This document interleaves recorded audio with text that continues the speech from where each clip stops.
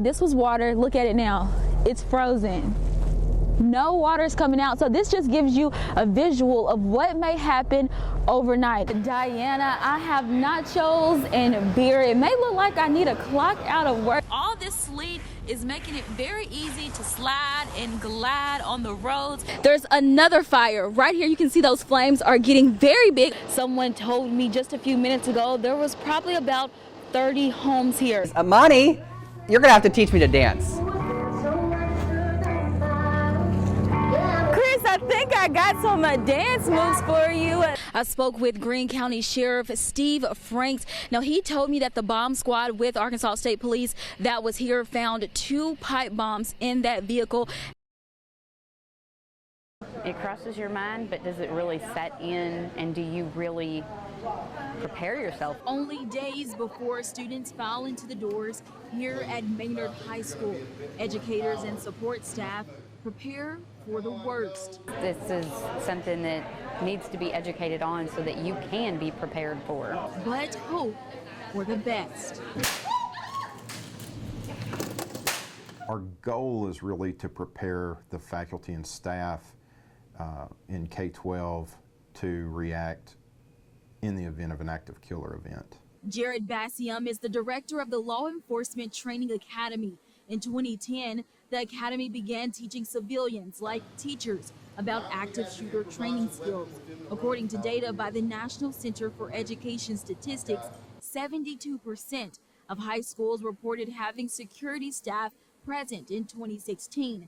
In 2006, that number was only 63%. Bassium said as more school shootings happen, more districts are interested in the training academy. We teach that curriculum. We've been doing this for many years now, but obviously with what happened in Uvalde, we've had a lot more demand recently. Anxious. Anybody fearful? Very. Yes. Bassium was a certified teacher before going into law enforcement.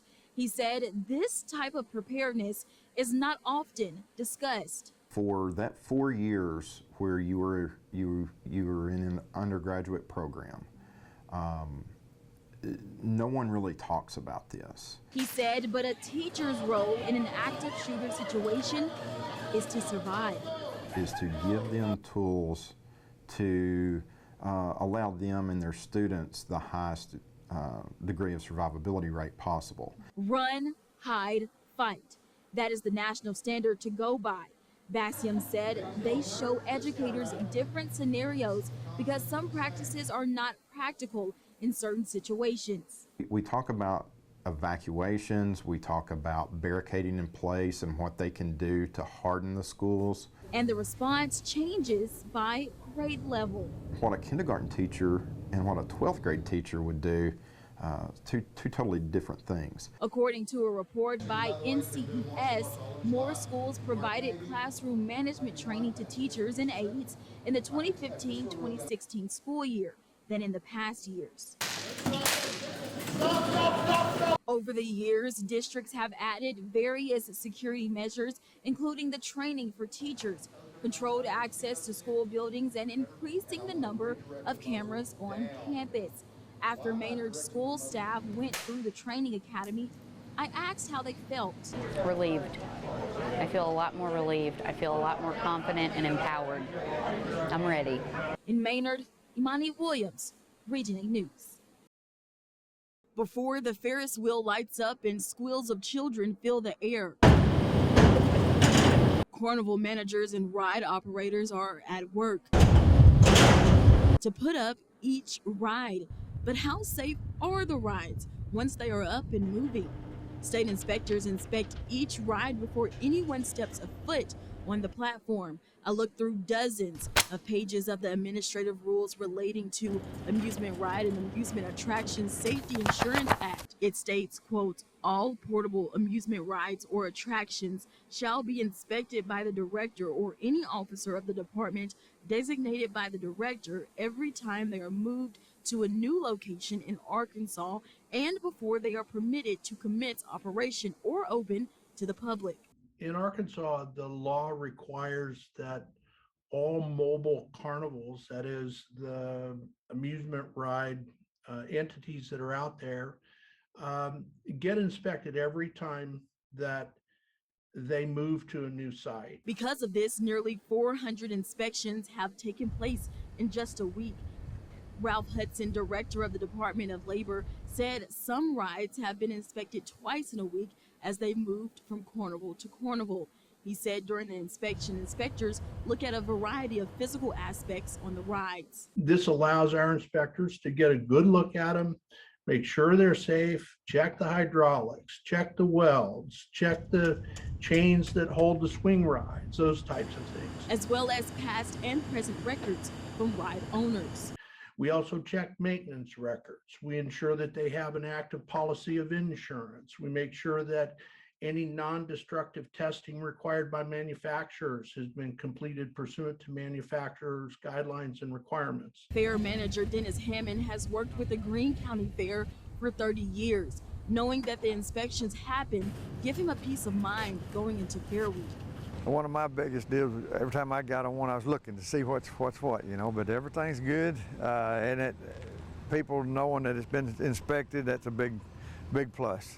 According to amusement ride inspection reports obtained through the Freedom of Information Act, the Greene County Fair had 17 rides in total between two companies. Inspections on those took place on September 5th, 2022. It's not uncommon for us to say that ride right there cannot operate until you've fixed it or you've gotten a belt repaired or a seat belt fastened properly. Carnival side of the fair was allowed to open for patrons. And after months of preparation, thousands pile into the fairgrounds. You look forward for all year for this week.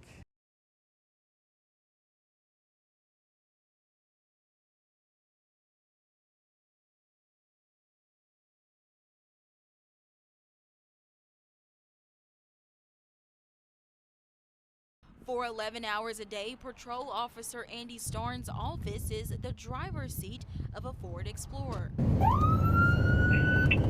After his morning meeting, he starts patrolling his area in North Jonesboro.